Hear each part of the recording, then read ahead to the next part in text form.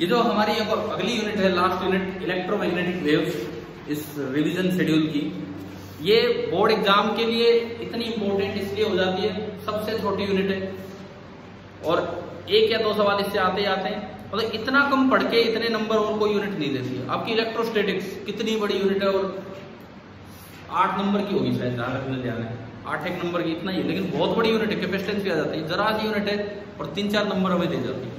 फिर JEE main और NEET हर बार इसमें सवाल आ रहा है।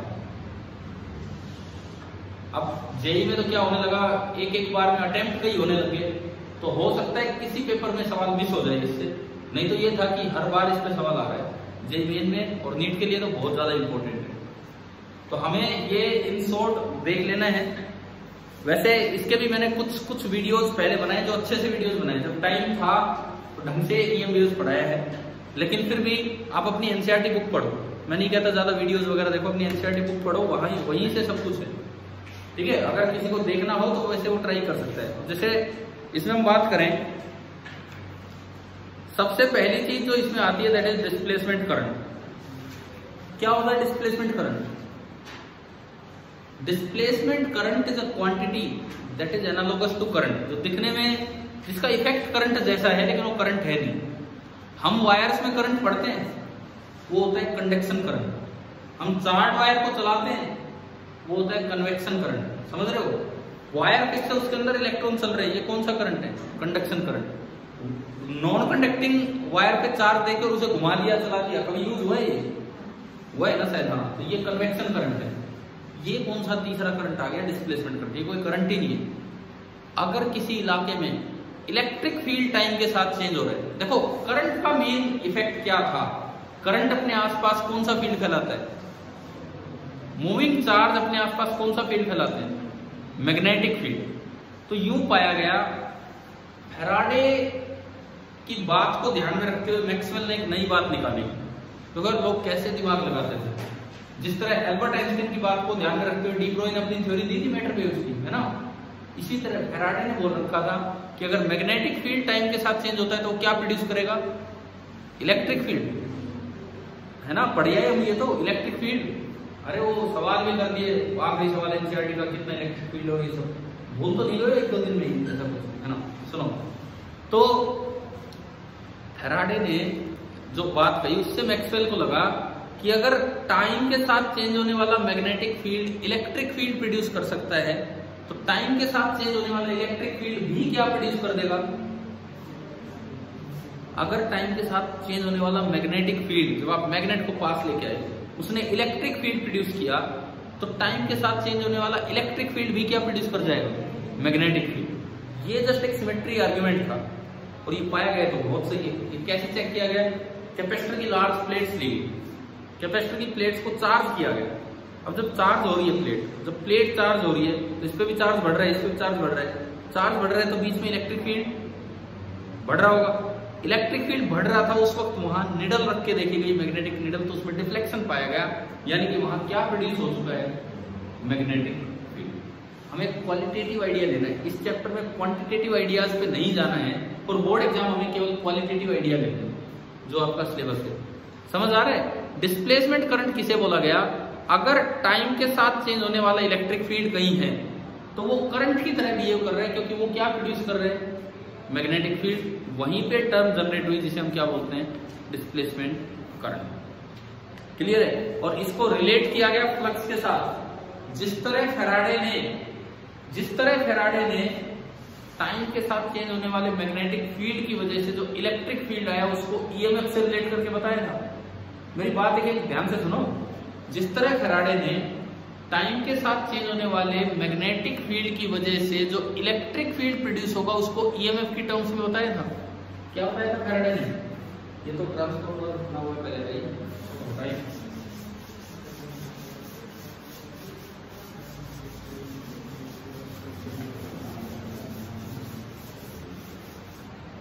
जिस तरह फैराडे ने ये बताया था कि अगर बी टाइम के साथ चेंज होता है तो वो क्या प्रोड्यूस कर देगा?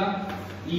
लेकिन जो उसका रूल दिया वो तो ईएमएफ की टर्म्स में दिया था, -d∅ dt, है ना। ये सब तो काम था फैराडे एंड हेनरी का। मेन फैराडे को फ्रेज आता है।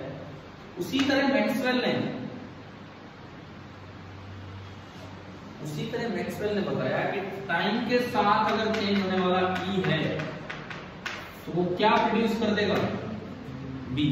और इसको इसने फ्लक्स की टर्म्स में बताया और एक नया करंट का नाम दे दिया, एक नई क्वांटिटी इसने बनाई, epsilon not into D phi E by dt। जैसे यहाँ d phi B by d t है, यहाँ डी बाई ए। इसको रिलेट किया उन्होंने किस चीज से, अरे ये जो था यहाँ, ये तो इलेक्ट्रिक फील्ड वाली साइड है ईएमएफ और ये मैग्नेटिक फील्ड वाली साइड है।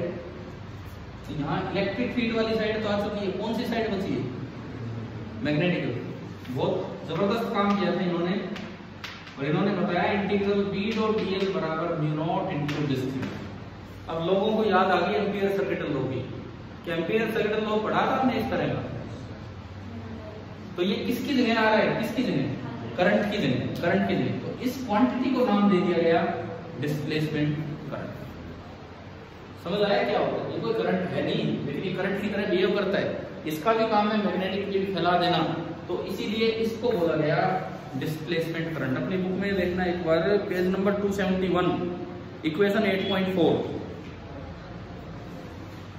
पेज नंबर 271 इक्वेशन 8.4 मिल गई।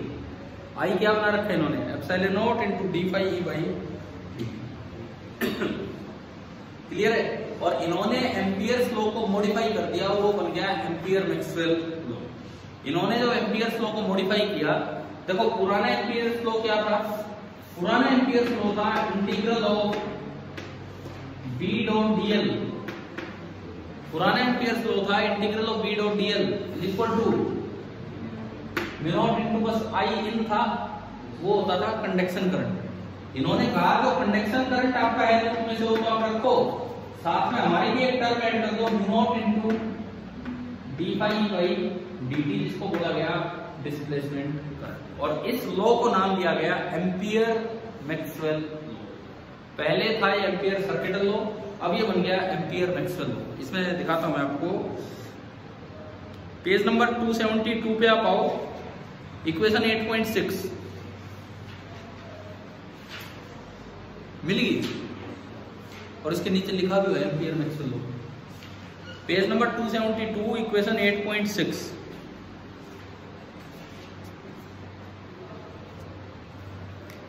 हाँ भाई, डिस्प्लेसमेंट करंट क्या होगा, क्या समझ आ गया है नहीं। इसके बाद 4 मैक्सवेल की इक्वेशंस हैं, जो वैसे तो भाई बोर्ड के लिए भी नहीं कह रहा, लेकिन आपको जनरल इलेक्ट्रोमैग्नेटिज्म की जानकारी के लिए पता होनी चाहिए। ये 4 मैक्सवेल इक्वेशन है गिवन बाय अदर साइंटिस्ट है, इनका नाम है मैक्सवेल इक्वेशन, लेकिन मैक्सवेल ने तो इनमें से एक में ही काम किया है, एम्पियर मैक्सवेल वाले में। बाकी तो देखो ना 4 मैक्सवेल इक्वेशन ब्लू कलर में दे रखी है आपको। पहली इक्वेशन है Gauss law for electricity, integral E dot ds is equal to Q upon epsilon. दूसरी है गॉस लॉ फॉर मैग्नेटिज्म, हमने पढ़ा था वहां इंटीग्रल बी डॉट डीएस कितना होता है, 0, पढ़ा था कि नहीं क्लोज सरफेस में। तीसरा है जो आप फैराडे लॉ पढ़ के आए, ईएमएफ, जिसको आप लिख देते हैं इंटीग्रल ई डॉट डीएल, पढ़ लिया ये। ईएमएफ को हमने लिखा था बराबर minus d phi by d t. और चौथी इक्वेशन जो अभी आप पढ़ रहे हैं, इन 4 को बोलते हैं मैक्सवेल इक्वेशन। कारण सुनो, इनकी एक बड़ी खासियत है, पूरा इलेक्ट्रोमैग्नेटिज्म 5 इक्वेशन से एक्सप्लेन हो जाता है। 4 तो मैक्सवेल की इक्वेशन और 5वीं लॉरेंट फोर्स इक्वेशन। कब पढ़ाई है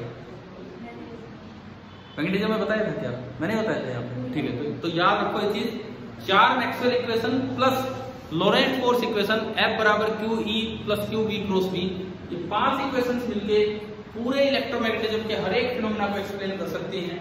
वो आपके हमारे बस की बात है नहीं है, उसके लिए एक अच्छा मैथमेटिकल ज्ञान होना चाहिए, उसके लिए बड़ी अच्छी मैथमेटिक्स आपकी होनी चाहिए, लेकिन मतलब ऐसा है, इस तरह का है कि इससे पॉसिबल है, इसीलिए बड़ी इंपॉर्टेंट इक्वेशन है। फिर इनको नाम मैक्सवेल इक्वेशन क्यों दिया जाता है, ये तो कोई गॉस की इक्वेशन है, कोई फैराडे की, ये इकट्ठा करने का काम मैक्सवेल ने किया था। इलेक्ट्रोमैग्नेटिज्म को समेटने का काम मैक्सवेल ने किया था, कि भाई लास्ट में ना उसे इतना समेट दिया, एक बड़ी फैली हुई सी चीज को छोटा सा बना के रख दिया। भेजूं, सुनना एक बार।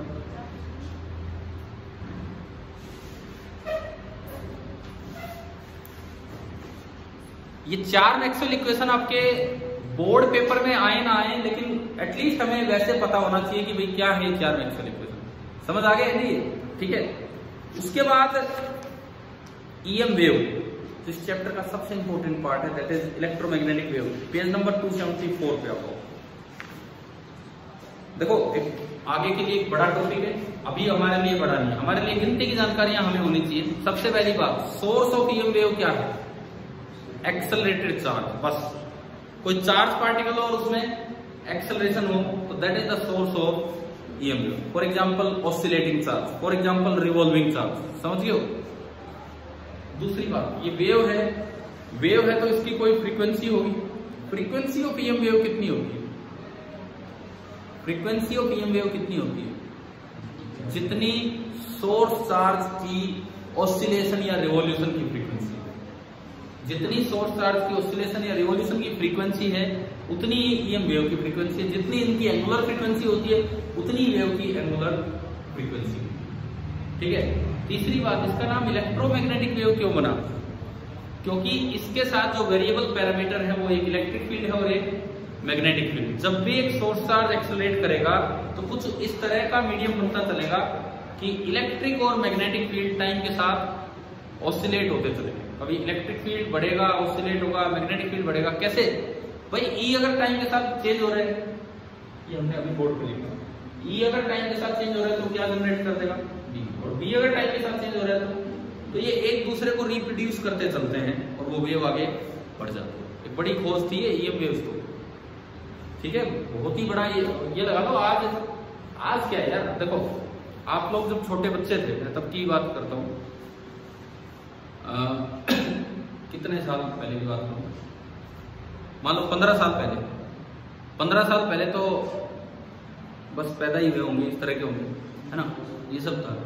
तो उस समय फोन की फैसिलिटी नहीं थी। आप जो अपने घर वालों से पूछना, मतलब मोहल्ले में कोई एक फोन था, मैं बता रहा, हमारे पूरे मोहल्ले में एक फोन था। हमारे पड़ोस वाले घर में पूरे मोहल्ले में एक ही फोन था। अब किसी का भी फोन आ जाए तो वो उसी पे जाके वहीं खड़े खड़े बात करो। अब यार उसमें कैसे तो बात करें, उनके घर वाले सारे बैठे हुए, और उसमें भी यूं होता था, एक का फोन आ गया, वो महंगा था बहुत ही फोन करना, अगला फोन करके ये कह देता था कि भाई एक बार उनको बुला लो, 5 मिनट बाद में दोबारा बात कर दूंगा। आजकल तो क्या है, फोन ऑन करके रख देते हैं, अपने रोटी बना रहे, फोन ऑन पड़ा है, कुछ बीच बीच में बात कर ले, क्योंकि आजकल तो बहुत ही सस्ता काम हो गया। उस समय वो लैंडलाइन वाले फोन थे, उसमें रिडायल का बटन नहीं होता था, और वो था ट्र देखें, वो वाले डिब्बे होते थे, वो घुमा दिए 10 बटन, फिर वो कह रहे नहीं मिला, फिर दोबारा घुमाओ, रिडायल का बटन भी नहीं होता था। तो इस तरह का था। तो एक्चुअली टेक्नोलॉजी कुछ भी नहीं थी। जब बच्चे बाहर पढ़ते थे, जैसे हम लोग जब कॉलेज में पढ़ते थे, तो फोन नहीं था, फोन अवेलेबल ही नहीं था। चिट्ठियां लिखा करते थे घर पे, चिट्ठियां लिखा करते थे घर पे। अब तो बहुत अजीब लगता है। मतलब मैं जब अपने कॉलेज में था तो यूं था कि महीने में एक चिट्ठी घर से हमारी तरफ आ गई, एक चिट्ठी हम लिख रहे हैं वहां से इधर की तरफ, अंतरदेशीय पत्र पे कोई पत्र होता था, वो उसमें डाकखाने में डालने जाना था, इस तरह का था ये सिस्टम। अब तो ये बहुत ही अजीब सा लगता है ना, क्योंकि और अब बल्कि अब तो पेरेंट्स बच्चों को इतनी देर भेज भी नहीं पाते बिना फोन के या बिना किसी फैसिलिटी के। अब तो यूं होता है, हर पल की जानकारी होनी चाहिए, कहाँ है कहाँ नहीं। उसमें तो कोई मतलब ही नहीं था, महीने की जानकारी नहीं थी, क्या चल रहा है क्या नहीं, सबका ऐसा ही काम था। तो ये जो टेक्नोलॉजी बनी है, ये सब किस वजह से बनी है? Due to EM waves. ये जो हमारी बातचीत है, हम बोलते हैं, फोन में एक ट्रांसड्यूसर लगा होता है, वो सबसे पहले हमारी आवाज को इलेक्ट्रिकल सिग्नल में कन्वर्ट, ये आपके कम्युनिकेशन का पार्ट है, आपके सिलेबस का पार्ट है, पता नहीं नीट में नहीं होगा शायद, लेकिन जेईई मेन का तो पार्ट है। ट्रांसड्यूसर होता है, तो वो हमारी आवाज को इलेक्ट्रिकल सिग्नल में कन्वर्ट करता है। इलेक्ट्रिकल सिग्नल से फिर जो टावर होता है, एंटीना जो भी होगा वहां पे, वो उसको ईएम वेव में कन्वर्ट करता है। फिर वो ईएम वेव चल के जाती है, फिर वो ईएम वेव अगले एंटीना पे रिसीव होती है, वापस वो इलेक्ट्रिकल सिग्नल में कन्वर्ट होता है, और वापस एक ट्रांसड्यूसर लगा होता है। हमारे कान में क्या करंट आता है सुनने वाले के, उसको फिर से आवाज सुनाई देती है। और ये सब काम कितनी जल्दी हो जाता है। आप ये सोचो, आप फोन पे बात करते हो, क्या बोल के हट लिए, फिर 1 घंटे बाद अगले को सुनाई देता है, उसी समय सुन जाता है ना। कितनी जल्दी ये टेक्नोलॉजी विकसित हुई है। तो ये सब श्रेय इन्हीं को जाता है, ईएम वेव्स की खोज। ठीक है, यही सब है। तो ईएम वेव्स के बारे में कुछ कुछ बातें जो हमें याद रखनी, नेचर की बात कर रहे हैं, ट्रांसवर्स वेव है कि लॉन्गिट्यूडनल? ट्रांसवर्स। कारण ईएम वेव जिस डायरेक्शन में चलती है, जो भी ऑसिलेटिंग पैरामीटर है, ईएम वेव जिस डायरेक्शन में चलती है, मान लो ईएम वेव इधर जा रही है, तो ये दो ई और बी अपने परपेंडिकुलर डायरेक्शन में प्रोड्यूस करती है। सपोज ई इधर प्रोड्यूस हो गया, बी इधर, दोनों वेलोसिटी के परपेंडिकुलर होते हैं और एक दूसरे के भी परपेंडिकुलर होते हैं, तो इसलिए ये ट्रांसवर्स है। अगर किसी डायरेक्शन में ऑसिलेट करते ई और बी, तो ये कौन सी वेव होती है? लॉन्गिट्यूडनल। पता है ना ट्रांसवर्स और लॉन्गिट्यूडनल का डिफरेंस। अच्छा, डायरेक्शन ऑफ ईएम वेव कैसे डिसाइड होती है? E cross B. Direction of EM wave is decided by Poynting vector. अब ये थोड़ी नई वर्ड आ गया, छोड़ो इसको, कभी कभी कभी अगर नीट वाले पेपर में या जेईई में यूज हो जाए तो इसलिए बता रहा हूं। पॉइंटिंग, POINTING, ये एक साइंटिस्ट थी पॉइंटिंग जिनके नाम पे है, तो पॉइंटिंग वेक्टर है। उन्होंने दरअसल ई क्रॉस बी नहीं बल्कि ई क्रॉस एच दिया था, उसकी डिटेल में नहीं जा रहे, लेकिन हमारे लिए ये है कि ई क्रॉस बी जो होगा ना, वो आपको ईएम वेव के चलने की डायरेक्शन देगा। मतलब अगर कभी डायग्राम आ जाए, ई ऊपर दिखा रखा है, बी अंदर है, ई ऊपर दिखा रखा है, बी अंदर है, तो बताओ ईएम वेव किधर जा रही है? पीछे की तरफ। समझ आया? ई क्रॉस बी आपको डायरेक्शन देती है। दूसरी बात, ये ई और बी हमेशा सेम फेज में होते हैं, ये एक खास बात है इसकी। एंगल देखो थोड़ा ध्यान से, अगर पूछा जाए ई और बी के बीच का एंगल कितना है? 90 डिग्री। लेकिन अगर पूछा जाए ई और बी के बीच का फेज डिफरेंस कितना है? 0। जो आप इक्वेशन बनाएंगे, सपोज ये पॉजिटिव एक्स एक्सिस है, तो जो ई बनेगा वो बनेगा ई maximum into sine of omega T minus के एक्स। तो जो बी बनेगा वो भी ऐसे बनेगा, बी मैक्सिमम साइन के आगे बिल्कुल सेम चीज ओमेगा टी माइनस के एक्स। ये फेज बिल्कुल सेम। अच्छा, ये माइनस होगा कि प्लस? अगर वेव पॉजिटिव एक्स में जा रही है तो यहाँ माइनस, और नेगेटिव एक्स में जा रही है तो यहाँ प्लस। जेड में जा रही है तो के जेड हो जाएगा, के जेड। समझ आ रही है ये चीज? ठीक है। के इसको प्रोपेगेशन कांस्टेंट या एंगुलर वेव नंबर बोलते थे। के होता है 2 पाई बाई लैम्डा। ये वेव्स की बातें हैं जो +1 में आती है। के जो आपका होता है that is 2 pi by lambda. अच्छा, एक और चीज, किसी भी वक्त E बराबर होता है C इंटू B। ये आप याद रखना, किसी भी वक्त ईएम वेव का जो E फैला है और जो B फैला है, किसी भी वक्त वो E बराबर होता है C इंटू B। C उसकी स्पीड है, वेयर C इज 1/√μ0 एप्सिलॉन। आगे ग्रेजुएशन फिजिक्स में इन सबके प्रूफ आते हैं, अभी 12th में नहीं। इसका भी ट्रांसवर्स नेचर का भी सब चीजों का है ना। C is equal to 1/√μ0 epsilon. This is the speed of light in vacuum. अब आप ये देखो, ये याद रखना आसान है, इसको B बराबर EC मत याद कर लेना, E बराबर B इंटू C या C इंटू B। इसको याद रखना बड़ा आसान है। लॉरेंस फोर्स में क्या आता है? Q कॉमन ले लो, एक तो E आता है और एक B क्रॉस B, तो B के साथ कौन मल्टीप्लाई होते हैं? स्पीड। डायमेंशनली सोचो ना, डायमेंशनली E और B का मल्टीप्लीकेशन, दोनों के डायमेंशन क्या होंगे? सेम। क्लियर है? कभी भूल जाओ तो लॉरेंस फोर्स से सोचा करो, या यूं कहें B बराबर क्या होगा? E by C। और क्योंकि दोनों सेम फेज में हैं, जिस वक्त B मैक्सिमम है उसी वक्त E मैक्सिमम होगा, तो ये रिलेशन मैक्सिमम वैल्यूज में भी बन गया। Bm is equal to EM by C। ये छोटे छोटे रिलेशन से जो आपके काम आ जाएंगे। ये कहाँ है? पेज नंबर 276 निकालो, आपको ये रिलेशन दिख जाएंगे। पेज नंबर 276 पे आपको रिलेशन दिख जाएंगे।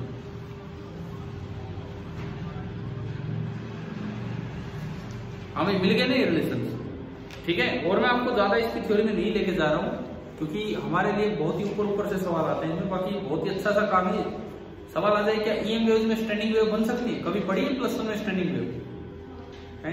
तो क्या ईएम वेव में स्टैंडिंग वेव बन सकती है जैसे रस्सी में बनती है?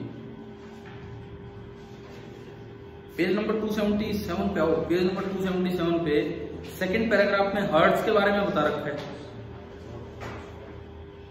रखा है। Hertz not only showed the existence of EM waves, but also demonstrated that the waves which had million wavelength, 10 million times that of light waves, could be diffracted, refracted and polarized. जो आप wave optics और उनमें पढ़ के आते हैं ना, वो सभी वेव्स में हो जाता है, सभी वेव्स में। पोलराइजेशन क्यों हो रहा है EM वेव में? Polarization is a phenomena associated with transverse waves. कोई भी ट्रांसवर्स वेव होगी तो उन सब में क्या होगा, पोलराइजेशन होगा। ठीक है, इसी से उसने कंक्लूजन निकाला वेव नेचर। फर्दर अगली लाइन पढ़ो, further he produced stationary EM waves and determined their wavelength by measuring the distance between two successive nodes.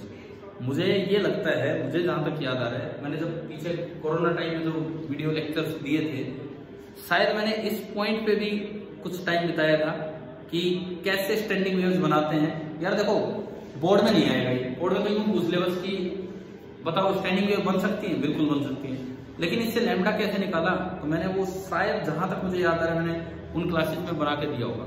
मैं आपके लिए जो रिवीजन शेड्यूल है, एक तो अभी बोला मैंने पीछे ट्रांसफार्मर वाला डाल दिया होगा, इसके बाद है ना एक ये वेव की जो प्लेलिस्ट है, एक बार देख लेना अगर आपके पास टाइम हो तो।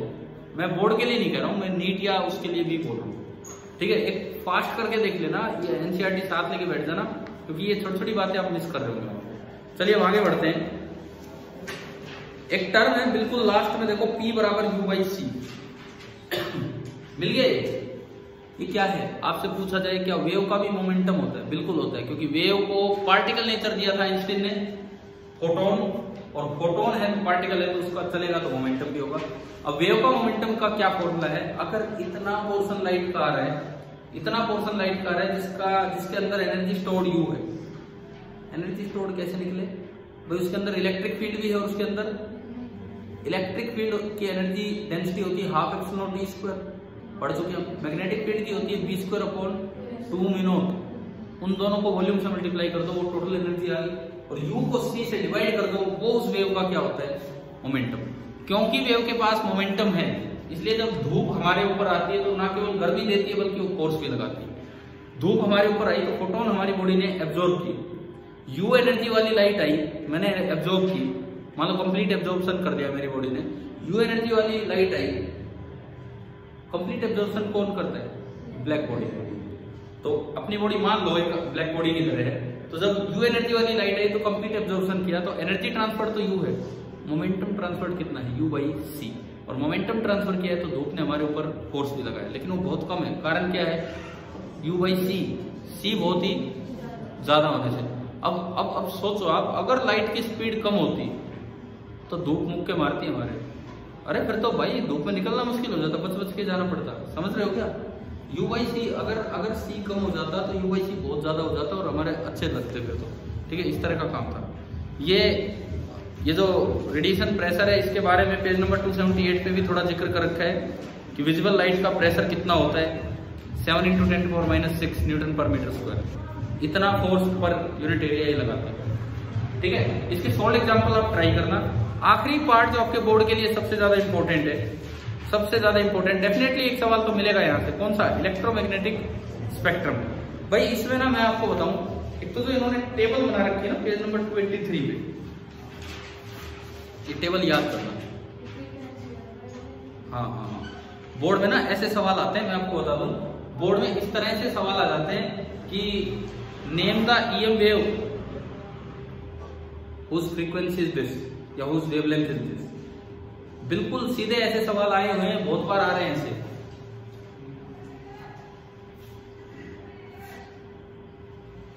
तो यार ये याद करने में कोई बहुत ज्यादा टाइम नहीं लगना है, एक सीक्वेंस है, बहुत ज्यादा टाइम नहीं लगना है। आप वेवलेंथ याद कर लो, फ्रीक्वेंसी अपने आप निकल जाएगी। एक चीज याद कर लो, वेवलेंथ अगर याद कर ली तो वेवलेंथ और फ्रीक्वेंसी में तो रिलेशन है कि नहीं, लैम्बडा = c/ν, पता है ना। ये एक तो याद कर ही सकते हो, 6-7 तो सारे। एक तो सीक्वेंस याद करो, सबसे पहले देखो, एक तो सीक्वेंस याद करो ईएम स्पेक्ट्रम की। देखो इधर तो फ्रीक्वेंसी बढ़ा दो और इधर वेवलेंथ, उल्टे चलते हैं। बीच में होता है विजिबल रीजन, बीच में। ये विजिबल रीजन यही क्यों है हमारे लिए, क्योंकि आप और हम या हमारे पूर्वज सनलाइट के साथ साथ बड़े हुए हैं। जो भी ह्यूमन बीइंग्स या जो भी पीछे कैसे भी रहे हों, सब सनलाइट के साथ साथ ही बड़े हुए हैं। सनलाइट के अंदर ना 3 पार्ट आ रहे हैं, इंफ्रारेड, अल्ट्रावायलेट और विजिबल। तो जो विजिबल पार्ट है, विजिबल पार्ट, वो बीच वाला पार्ट है, उसी वजह से वो हमारे लिए विजिबल है। क्योंकि हम लोग बड़े उसको देखते हुए तो हमारी आंखें इस तरह से अडप्ट हो गई, इस तरह की अडप्टेशन आई है कि बस वो हमें दिखने लगा। समझ रहे हो। तो ये बीच में तो होता है विजिबल, इसमें भी वॉयलेट इधर, रेड इधर, क्योंकि रेड से जस्ट इधर इंफ्रारेड, वायलेट से जस्ट अल्ट्रावायलेट। अब इससे पहले दो और होते हैं रेडियो और माइक्रो, और इसके बाद दो और होते हैं एक्सरे और गामा रे। ये सीक्वेंस याद हो जाएगी। ऐसा तो एक आसान सवाल आ जाता है, arrange these four in increasing order of wavelength. बहुत आसान है, उधर से स्टार्ट करो तो सबसे छोटा फिर बड़ा, ऐसे भी आते हैं बोर्ड में। समझ रहे हो ये चीज? इनमें सबसे स्ट्रॉन्ग रे कौन सी है? गामा। इंफ्रारेड धूप कैसे इतनी स्ट्रॉन्ग है? गामा। अरे जितनी फ्रीक्वेंसी ज्यादा होगी फोटोन की एनर्जी ज्यादा, E बराबर H न्यू। गामा रे से तो कैंसर तक का इलाज होने लग रहा है, तो गामा रे सबसे ज्यादा स्ट्रॉन्ग। समझ आया? अब सुनो, सबके बारे में एक छोटा छोटा पैराग्राफ है, पूरे चांस है कि बोर्ड में इन पे कोई एक सवाल आ जाए। अब जैसे ये वाला क्वेश्चन आया, सुनो, नीट में कुछ साल पहले, माइक्रोवेव ओवन चीजों को गर्म कैसे करता है? 4 ऑप्शन उसमें दे रखे। आप देखोगे नीट के प्रीवियस क्वेश्चंस में लिखा होगा, 4 ऑप्शन उसमें दे रखे। एक तो बोला कि वो हीट वेव प्रोड्यूस करता है। हीट वेव तो इंफ्रारेड वेव होती है, वो तो प्रोड्यूस नहीं करते। तो आप इसमें पढ़ोगे, मिल जाएगा। रेजोनेंस की वजह से माइक्रोवेव ओवन एक माइक्रोवेव प्रोड्यूस करता है जो सोर्स का काम करती है, और वहां जो वाटर मॉलिक्यूल्स हैं उस फूड सब्सटेंस में, उनकी नेचुरल फ्रीक्वेंसी और माइक्रोवेव की फ्रीक्वेंसी दोनों मैच कर जाती है। तो क्या हो जाता है वहां? कल भी पीछे भी पढ़ा था हमने इसी में, रेजोनेंस हो जाता है। रेजोनेंस होता है तो बहुत तेजी से ऑसिलेट करने लगते हैं और वो गर्म हो जाते हैं। यही कॉन्सेप्ट होता है माइक्रोवेव ओवन। ठीक है, बिना हीट वेव दिए वो चीजों को गर्म कर देता है। ये नीट में आ गया था as it is question. 4 options में से एक में रेजोनेंस वाली बात लिखी थी, तो वो आपका टिक सही था। क्या आपको मिल गया इसमें कहीं रेजोनेंस वाली बात, या नहीं मिला अभी तक भी?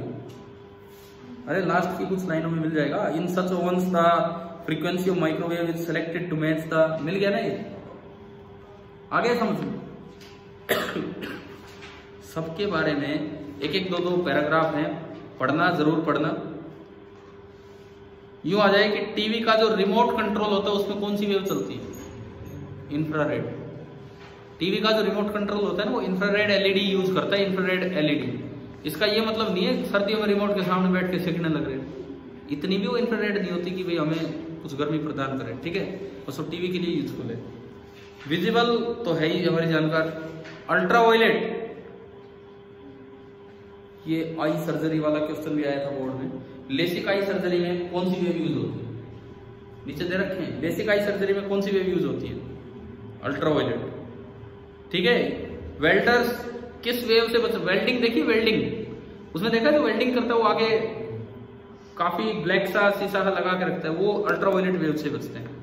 उससे अगला है एक्सरे। एक्सरे तो आप सभी जानते हैं कि कहीं फ्रैक्चर हो जाए वो सब पता लगाने के लिए क्या करवाए जाते हैं, एक्सरे, डायग्नोस्टिक टूल है।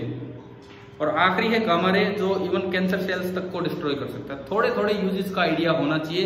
यूजेस इससे बाहर नहीं आएंगे जो एनसीईआरटी बुक में है, लेकिन अगर आप ये भी नहीं पढ़ के गए ना तो सीधा 1 नंबर का सवाल आपका गायब हो सकता है वहां से, बोर्ड एग्जाम में मिस कर जाओगे। चलो भाई ये बताओ, ये आएगी, ये सारा चैप्टर आ गया है ना समझ में? ठीक है, अब हम हमारे इस रिवीजन कोर्स को समाप्त करते हैं। कल से मैं ये जो समय है, ये 6 से 7 वाला है, मैंने मैसेज भी डाल दिया था आपके लिए। नई 12th के लिए फिर से इलेक्ट्रोस्टैटिक्स से हम शुरू कर रहे होंगे, लेकिन नई 12th का काम होगा। ठीक है, थैंक यू।